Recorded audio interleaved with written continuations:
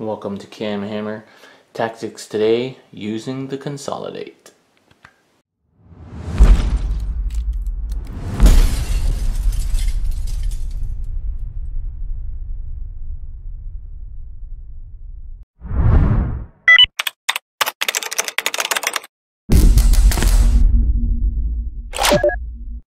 Welcome back to Cam Hammer, everybody, your source for 40k from the Great White North. Today's tactics video is on using the Consolidate move. I'm just going to show you a couple of ways of good use of the Consolidate move after the end of your fight phase that you should keep in mind. Now, keep in mind that everybody who activates and fights gets a 3-inch pylon, and a 3-inch Consolidate. We already showed you some of the uses for pylons in the last video. So we're going to talk about your second free 3-inch move, which is the Consolidate. So in any combat, you get free moves. You get up to a 12-inch charge move, a 3-inch pylon move, and a 3-inch Consolidate move. So that is an extra 18 inches of basically free movement that you can use effectively to tie up enemy units or to actually move. So it's very, very powerful and needs to be used with great care. So remember last time we showed you how to effectively use the pylon in order to base your model. So you would end up, charging like this, and then in the pylon you would use your 3-inch pylon move to base the model. Now, when that the problem with that is, if you now have enough, you need a certain number of people to do that, and if you have enough combat strength and you kill one of these guys, then your opponent can just take this guy away, and now they are free to fall back in their turn and shoot you again. So you didn't manage to lock him in at all, because remember, your opponent gets to pick which enemy, which model to remove. So what you need to do is limit how much damage you do, so that maybe you don't kill anything at all, and then in your next combat, in your opponent's turn, in their fight phase, that's when you put all your power in, wipe them out, and now it's your turn again. So you want to try and kill your opponent's unit that you're assaulting in his turn, not yours, because if you kill it in your turn, now you're going to get shot. So this is what you do to limit the power you put into the combat. You got to limit the number of people you have fighting. Remember, if you're within an inch of an enemy unit, you have to fight. It says in the rules you cannot choose not to fight. However, you can choose not to pile in. So, and if you're not within an inch of a model that you charged, or a model that's within an inch of a model that you charged, you're not in combat, you don't have to attack. So what you have to do, so in your charge, you get one guy within an inch, satisfies that requirement. The next guy is outside of an inch of the enemy, and more than an inch away from your guy who's in combat, because it's a 2-inch coherency, and so forth and so forth. Okay?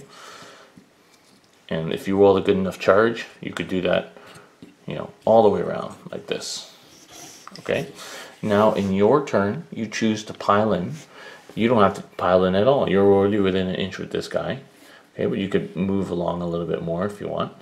Okay, stay outside of an inch there of the model, and stay outside of an inch of your own model. And these guys don't have to move at all. So now the only person you have attacking is him. He's not going to kill any of these guys. Then you have to take some return fire, obviously, but maybe you lose a couple guys, maybe you don't lose anybody, but you still have enough guys. You have to make this calculation in your head, right? This is especially useful if you have like 20 Gene Stealers. You'll lose a couple of them, but you're only going to kill like one guy or something. And then in your Consolidate, which is your second free 3-inch move at the end of your fight phase, now you move 3 inches. Okay, so set this up a little bit more, and then now you Consolidate in, and you get all your guys in combat.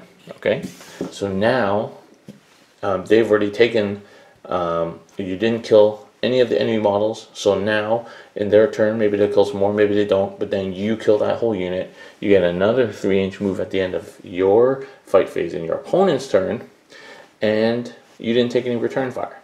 So by staying out of combat, by the majority of your units, in order not to kill the enemy, you've better able to use the consolidate to then get yourself into combat, so that you don't run into the situation where you lock one guy in, but your enemy just takes that guy away and then falls back and kills you in his own turn. So often that's what you want to do against a shooting army. If you're an assault army, you want the opponent to lose their models in his turn, not yours, and then you'll avoid the shooting. The other more obvious way of using consolidate is if you want to get into a unit. Let's say we were like this, and we want to engage both these units. We don't want to take that overwatch here from these guys because they're flamers. And we'll take this overwatch here. So what we do is we use our charge move. We get into combat here. We're going to kill these guys. We know that. That's fine. And we put one guy who ends up closer to the second unit with our charge move than the first unit, maybe a few guys. Okay, probably just one guy, let's say. And then in our pylon, we move 3 inches towards the closest enemy model, so we engage these dudes. Okay, whether we kill these guys or not, it doesn't really matter. This guy's equidistant, so he's going to choose to go this way, and this guy's closer to that unit than this unit, so he has to pylon that way. And then in our consolidate move, which we get whether we kill these guys or not, they can move another 3 inches. And here we go. So in our consolidate move, now we've managed to tag these guys. Now, we're going to take damage from them. So as I said in the last video, when you pull people in, you have to take into account that they get to attack you back. But it has meant that, let's say they're shooting, they don't do anything to you. Now you've tied up both these units and they have to fall back in their next turn. The other thing you can do, obviously, is, so let's say we have our charge moves here. We charge in, boom, boom, boom.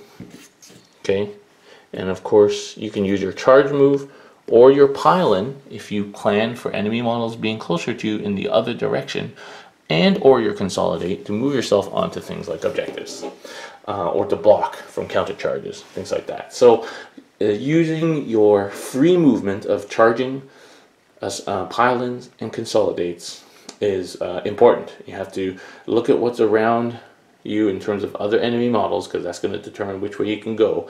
Where your positioning is very key. The 1 inch and the 2 inch, 1 inch from the enemy model is key.